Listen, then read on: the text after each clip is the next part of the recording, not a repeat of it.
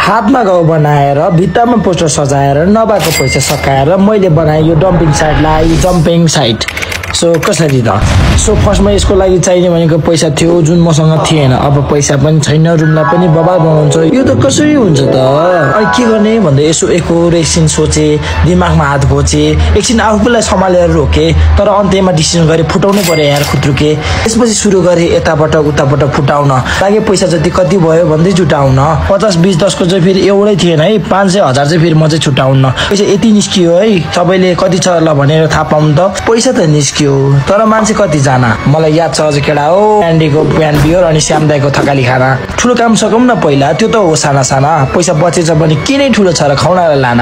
यस्तो सुँगुरको खोरलाई फेरि सफा बनाउन थिएन त्यति सरल, तर सफा नै बनाउने भएपछि फर्स्टमा किन्न गए हामी कलर। तर मैले के सोच्थेँ भने भाडामा कलर ल्याउने अनि भित्तामा ड्याङ्की ड्याङ डल्ने अनि रुम झिलिल्ने बल्ने, तर त्यस्तो केही होइन रहेछ है। त मेसिनमा हालेर कलर छानेर भाडा तानेर अनि बिर्को टाइट बाँधेर घोल्नु पर्दो रहेछ। अनि त्यति मात्रै हो त, घरमा ल्याएर फेरि पानीमा मोल्नु पर्दो रहेछ। कति कुराहरू गर्नु पर्दो रहेछ पहिला थाहा पाउन। कलर बनाउनु त यति गाह्रो भयो, तर जसो तसो सुरु गरेँ ड्याङ्की ड्याङ भित्तामा लगाउन।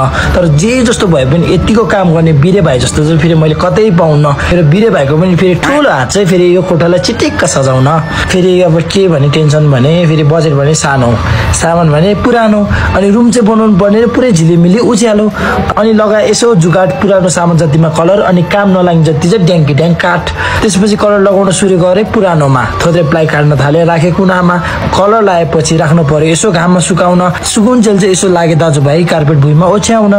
त्यसपछि कहिले कहिले यसो गर्लपेन ल्याउनु पर्दा हाले पर्दा प्राइभेसी हुन्छ नि त त्यसले गर्दा। अनि खाट पनि हाल्न थाले, काम लाग्छ नि सुताउनु पर्दा। गर्लफ्रेन्ड होइन के पाहुना आउँदा फेरि हात चाहिँ कसैले हालेको छैन, फेरि यत्रो मान्छे आइसक्यो बस्न, सबै टुवा परिरहेछन्। के गर्नु अब, आफै लागे एक्लै कस्न। एक्लै काम गर्न गाह्रो भयो भनेर सोच गरेँ यसो बोलौँ क्या हो सुपरम्यान। म्यान पावर पनि बोलाए फेरि बाङ्रे कम्पनीबाट, फेरि सबैको टिकटकतिर ध्यान।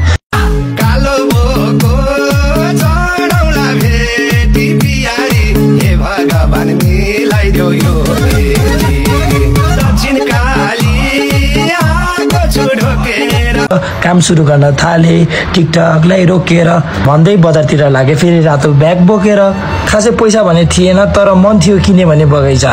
अहिले पनि के भन्नुभयो भने पैसा छैन भने ठिकै छ नि त, मिलाएर यसो हल्का त पनि लैजा।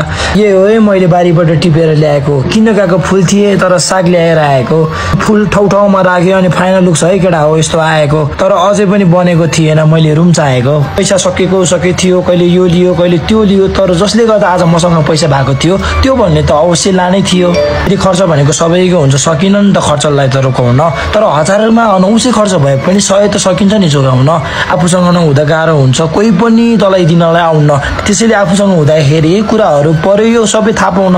भुइँको जग्गा कति पर्छ थाहा छैन किताबमा, तर 14-15 वटा लाग्यो हेर यो पोस्टर टाल्न भित्तामा। फेरि लुगा झुन्डाउने कहाँ भनेर टेन्सन, ठाउँ पनि थिएन। फेरि कहिले कहिले फेरि यस्तो चल्छ नि दिमाग डेन्जर, ठाउँ नभएपछि यसरी बनाएँ मैले लुगा झुगाउने ह्याङ्गर। फेरि आफू त फुटबल फ्यान, फुटबल भएन भने फेरि लास्टै बोर सजाउनै पर्यो नि त। फेरि यो मेरो सुँगुरको खोर, we don't hate Ronaldo, we just love Messi more.